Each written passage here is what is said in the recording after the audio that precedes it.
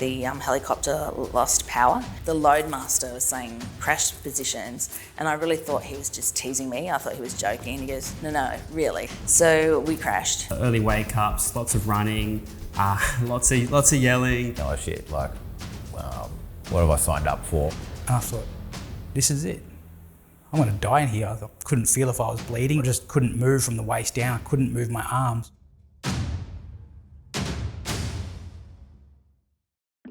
Yeah, so I'm the youngest of 4 boys and I grew up in Melbourne's southeast suburbs.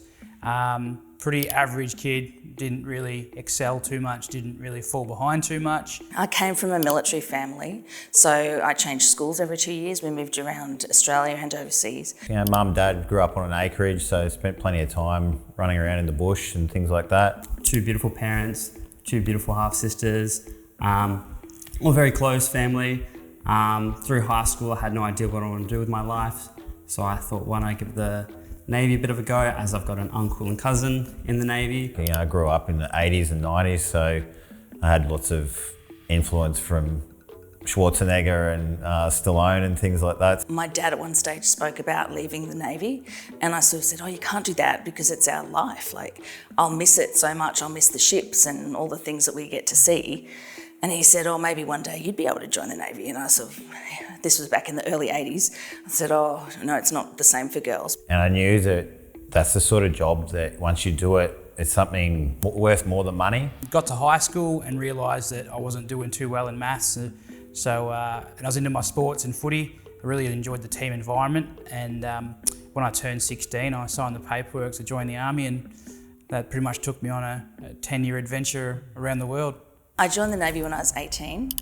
I'd already spent a year at university because I was too young to go before that. So you do a psychology test, you do a medical, then you have your actual proper interview with them, which is a bit similar to a job interview. You only need to do something like 20 or 30 push-ups and like 70 to 100 sit-ups and like 7.5 in the beep test. I couldn't even sleep over at friends' houses when I was 12 years old, so for me this was a big change. They tell you during the recruitment process that it's not going to be like in the movies, but it ended up being pretty full on. So early wake-ups, lots of running, lots of yelling. They take you down the first day at the range and they have a car door that they've shot, and they said, yeah, we shot this from a distance, and like the bullets just go straight through the car door. And they basically tell you, like, you know, if it's doing this to a car door, you can just imagine what it's going to do to your body. And that was sort of a wake-up call for everyone. And they're like, you know, if you're not up for it, now's the time to leave. But if you are going to stay, you know, listen to what we tell you, because you don't want to be, you know, in the way of this. So that was like, I started thinking, oh shit, like, what have I signed up for? Yeah, I thought there's no going back now. I was like, this is it. Essentially, the way that it was portrayed to me was, you know, you hear the stories about the old, you know, the diggers 100 years ago, and it was the great adventure. And it really still is that sense of the great adventure. You're gonna go across the world, you're gonna see parts of the world that, you know, no one ever goes to. But the reality side of it is someone's gonna try and kill you. It was very, very hard being away from, you know, girlfriends, family, friends. My girlfriend's mother passed away during basic training. So about 5 weeks into the training, we did a week at sea just to show what it was like living at sea. And then I woke up one morning and there was a text from her saying that her mum passed away. At the time, all you want to be is with her, you want to look after her, but obviously when you're, you know, out in the middle of the ocean, there's not a lot you can do. So I missed the funeral, and that was very difficult. My other midshipmen in my division, we all lived in this building together, and we worked together as a team, and they really cared for me and I cared for them. They were like my brothers. Being on a ship for 3 months in a room with 5 other people, sharing the same 2 showers, the same 4 bathrooms, eating with these guys. These guys become your family. They were like my brothers, and I really loved being with them, and we're still all in touch with each other now. Yeah, so I joined up for artillery, which I thought it would be a really good idea at the time. My role was, as a bosun's mate, I would look after all the weapons on the ship. When I was doing my driver training at the School of Armour in Puckapunyal, we had the Padre come down and inform us that Trooper David Pearce was killed in action, and he was a soldier from our corps. So he was killed doing the job that I was training for. And so that was probably the first time the reality hit that you might be behind armoured steel, but you're still vulnerable. The big question I get is, have you been in conflict? That's a big question. And no, I have not. It turned out like I never got deployed overseas, you know, and you're doing all this training, but you never get to play we never got to play the game. Once you get the notification that you're on the ORBAT, essentially the order of battle to deploy overseas, you go into a very in-depth training cycle. So it's not just your physical fitness, your medical fitness, it's your job ready levels and your skill levels. Right before you deploy, you get about a week to go home and kind of see your family and friends and have a last few beers before you ship out and catch the plane overseas. The first time I experienced what I really joined up for was the deployment to Timor-Leste, East Timor, in 1999. Our soldiers were there in World War II, and the Timorese looked after our soldiers. So when our troops were withdrawn in World War II, as the Japanese were there, Australia said, "We'll always protect you, Timor, thank you for looking after our troops." And it was a really big thing because the people that looked after them were mostly children, young boys. Our guys wouldn't have survived without the Timorese. And it wasn't long after that that Indonesia invaded and they killed over 200,000 Timorese. And we didn't do anything about it at all. If it hadn't been for the Australian civilians and the community protesting, we would never have probably deployed. I was 19 years old. I remember walking off the back of the C-130 in Tarankout and just smelling the dust, the heat, and I kind of stepped foot on the ground and I went, yeah, cool, the great adventure has begun, we're here. But when we arrived in Dili, everything was on fire. It was just amazing, like you could hardly see for smoke, and the stench of dead bodies and smoke, and it was just awful. Like being in a weird movie, and I kept thinking, this isn't my life. And it wasn't until a little while later when you're out on patrol and a rocket zooms past the vehicle patrol and crashes into the side of a mountain and bullets start going that you realise, all right, yeah, the reality's there. It's not as fun as it makes out to be. It's still a massive adrenaline rush, but the adventure is also steeped in danger as well. But then after 4 weeks or so, it just became irrelevant anymore. And I got to the point where I didn't ever really want to come home again. I would be happy just to have stayed there. It sort of got beyond, you didn't notice how dirty you were or how hot it was or anything anymore. You just became immersed in the culture. Afghanistan is, as much as it is a beautiful place, it has got a lot of dust, so much dust. It is thick, you walk around in it and it's like fine flour, and it gets into everything. Gets into the machines, gets into the weapons, gets into your clothes, it gets into your eyes. Even when you drink water, it's in the water, you can feel it. The water just doesn't taste right. The shock to the senses, like the smells and the sights and that hopelessness in people's eyes, it was like living in a dream. Well, it wasn't real. I kept feeling like I was watching a movie. But then I started thinking, that girl just saw her sister raped and dragged away, you know, that lady's baby was cut out of her, that old lady was impaled with a piece of bamboo, you know, all these things that it just makes you think, I can't complain, so what, I have to go to the toilet in a hole behind a piece of hessian where all the guys can see me. You know, I really hated that. But that just paled in comparison to anything else after that. So once you go outside the wire, for the first time for me was the local children. They just come running out.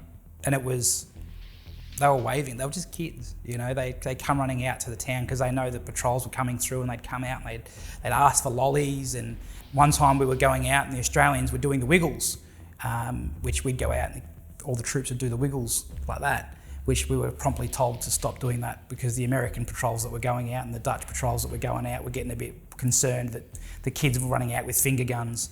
I worked in personnel management, did some time training at sea on different ships, and worked in PR for a while. I also had the really horrible job of being staff officer deaths for a few months. So that's why I got to know the chaplains so well, because we knocked on the doors and told people the bad news and arranged for funerals. When I got hit by an explosive device, just the whole lead up to the entire blast was just a series of, not mistakes, but just some really weird decisions. Just the conversation between me and my driver Reese, and I said to him, this is like a textbook IED location. This is the dumbest thing I've ever done. I spent a lot of time flying in helicopters to different parts to talk to different village chiefs and just find out some information. And we were in this incident where the helicopter lost power, and the loadmaster was saying crash positions, and I really thought he was just teasing me. I thought he was joking, and he goes, no, really. I went, oh, okay. So we crashed. We drove through and everything just disappeared. So I'd been inside the vehicle, protected by it, but just being engulfed by that dust and smoke cloud. And then blacking out and waking up in the back of the vehicle. And it's not like a big flash of fireball, and it's not like the movies. You got to remember, it's buried beneath the ground, so most of the time it's like really loud dirt thud, and it kind of engulfs everything. And when I was blown up, I was standing up in the cupola of the vehicle, and I was facing forward. And it was about midday, and the last thing I remember seeing before being blacked out by the dust was just the sun. Like an eclipse, the sun was just in the sky, which means my 13-ton vehicle was standing essentially on its back two legs and looking up at the sky, and the sun just got engulfed by the dust. That was scary. I remember laying there and I couldn't wriggle my toes, and I thought, this is it. I'm going to die in here. I couldn't feel if I was bleeding, didn't know if I thought I just couldn't move from the waist down. I couldn't move my arms. So I remember just blacking out again after that. I think I just overworked my brain and passed back out again. I never felt like I really had a sense of belonging in the Navy. It never felt quite right. I did really enjoy my time, but something wasn't quite right. From day dot, I definitely struggled a lot with anxiety from the day that I first started. I didn't know it was anxiety. I just thought everyone feels like this. It's not a big problem. Just push it aside. And then over time, it just exacerbated. I couldn't quite put my finger on it until one day I went to the doctor and told them how I was feeling, and then they diagnosed me with generalised anxiety. The Defence Force in general has a great support system for people that are struggling. They set me up with a psychologist, they changed my posting. They were amazing. My time had pretty much come up. There was no way they were going to sign off and send me back to my mates and my soldiers and friends. They told me I was being medically returned home to Australia. I found coming home from Timor one of the hardest things, because I couldn't even explain to anyone what it had felt like, because everything at home seemed so trivial after that. But when I first came back, the immediate impact was I felt really weird without a weapon, because I was so used to having it with me 24 hours a day that we'd sit down at a cafe and I'd be reaching around looking, where have I put my gun? Like, where is it? Things that were translatable were teaching, time management, resource management, public speaking, and like my own self-discipline, which has come through in the rest of my life. I left the army and applied for like 200 jobs, like 196 jobs on my spreadsheet, I think it was, that I applied for. Varying levels, like entry-level jobs up to like what I thought I was worth in the army as a mid-level kind of supervisor of about 10 to 12 people. Nothing. When I first got out, it was pretty hard to transition from that environment into where I was working. I was very direct. I was swearing a lot. I was quick to anger. I was used to if you told somebody to do something, or you asked somebody to do something and they said they were going to do it, it would get done straight away. And if they forgot, normally you could yell at them you'd have a go at them where you can't do that with civilians. You get spoken to by HR. My biggest cause of most of my mental health injuries, conditions, whatever we want to call it, I wasn't a soldier anymore. So I'd been training. I was the tip of the spear. We were overseas. We were on combat operations in southern Afghanistan as part of a larger strategic mission. And then all of a sudden, bang, I'm laying on a spine board on a helicopter, not wriggling my toes. It really wasn't until years later, when I was at home on maternity leave with a baby, that it really kicked in as to what I'd been through, and the fact that some of those people that were our enemy in Timor, the militia, were young boys. After having kids, I started to think, that's somebody's child. And of course then I didn't have the support network of my friends at work and my team. I was just alone. And every bit of rubbish on the side of the road might explode. Every door that slams too hard is a gunshot. Every room you go into, you need to identify that there's an exit here and there, because those are going to be your fastest way to get out. Crowded areas are not fun. So you combine the emotion of being taken out of what you love or what you were really enjoyed doing to, I can't do that anymore because of circumstances outside of my control, with all the additions. And it very quickly becomes this beast of a black dog that runs circles around your mind. You lie down at night time and you can't get rid of certain memories, you can't get rid of certain images. You wish you could have a simpler life. And there's no more simple life than being a soldier in the Middle East, because you don't have to worry about your car insurance, you're not worrying about car repayments, you're not worrying about anything other than doing the job that's in front of you, because that's all that matters. So life becomes harder and you very quickly get overwhelmed with all this stuff, and sometimes it's easy just to not do it. So I had a lot of psychological issues, post-traumatic stress disorder and depression and anxiety, and just from the experiences, a lot of it was hyper alertness, a lot of anger issues. I've got PTSD from my time in Timor, so I don't sleep very well, but it does give me the impetus to go and help other veterans, because I can really understand what they're going through. Personally, I went through a pretty intense few years, to the point where not too long after I was wounded and came home, that I'd essentially climbed over a balcony of the 13-storey apartment that I was living in, and remember staring at the ground going, this would be a lot easier if I just wasn't here. I didn't want to say anything to any of my mates. I didn't want to appear weak. I didn't want to be vulnerable. I didn't want to make myself look like less of a soldier. Like, everyone thinks you're a soldier, you big tough guy, but we're just people, we're humans. After that, I really kind of knuckled down and had a moment of clarity where I needed to figure out how to get better and how to get to where I wanted to be, and how to tackle those issues. Like, I just felt like something was missing.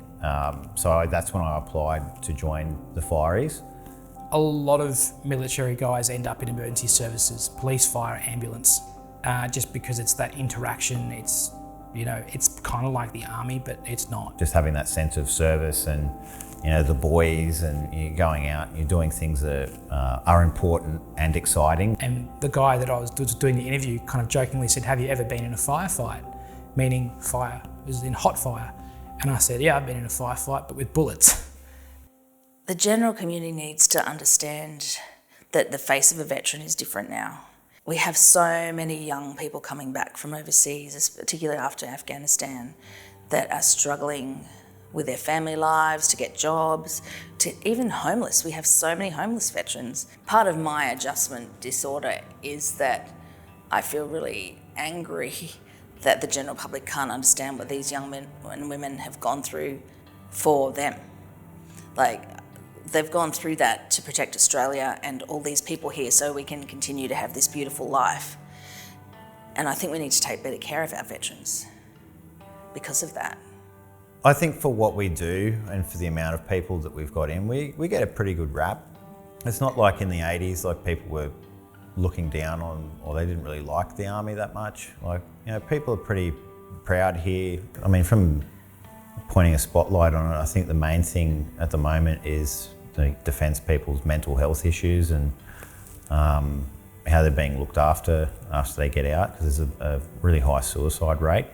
It was less than a week ago that I heard of another veteran that I'd served with and remember having beers with in Canberra who'd taken his own life by suicide. The amount of veterans in Australia that are no longer here have left a massive hole in a lot of our hearts, and it's hard to live life and be a part of that community when they were a part of it too. So every Anzac Day, a lot of the blokes in Melbourne and the guys and girls will all go to one pub, and at the very end of the bar there'll be a few beers with names underneath them of the blokes that didn't come home from Afghanistan, of the ones that are no longer with us now that have died by suicide. And we wish that they were all still there to have that beer with us. I think we're on the way to making it better. And I do know that community support makes a big difference to veterans. But even still, it's hard to fit back in. For me, just standing at the school gate to pick up my kids when they're in primary school, I had nothing to talk about to the other mums, really, because I just didn't fit in. If I could go back and speak to the mates that have passed away by suicide, I'd probably pass on that we're always there for them. We always will be. And as much as they feel like it's a decision that they want to do, the second and third order effects hurt. And you can work through things. It takes time. It is a challenge. It sucks.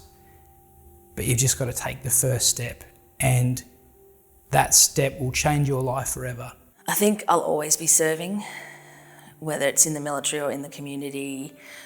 I think it's something that can give you a purpose for living. My brother and I started Young Veterans, it started out in Victoria and just kind of got legs, and we started as a social media group, essentially just to help each other out and get together and catch up. And there's groups all around Australia now, which was really cool. And my brother and I were both nominated as and awarded as finalists for the Victorian Australian of the Year Awards, which was pretty humbling. But you know, it was just a social media start off, really, to show people that just because you're not in the military anymore, or even if you are, you don't have to feel like you're alone. I founded a charity set in a village called Sobata in East Timor because I promised the Timorese that I would come back one day and help them re-establish their lives and gain some security and just basically help with sustainable development projects. If I could go back and speak to myself as a 19-year-old about to step off that plane in Afghanistan, I'd probably just tell myself, you get ready for the most wild ride of your life. I often get people ask me and say, if you could go back to Afghanistan, would you? 100%. It was the great adventure. You made friends that you'll have for a lifetime. You experiences, you know, I've never seen the night sky with no light pollution where you can see the Milky Way as beautiful and as vibrant as I did when I was in Afghanistan laying on top of the roof of my vehicle at night time. I would tell her to stand up to those men in the early days a lot more, but it was the 1980s, and that you'd get through it, and every single bad thing that happened created something good in the end, whether it was for me or for someone else. It's a wild ride. You'll get through it. Strap in.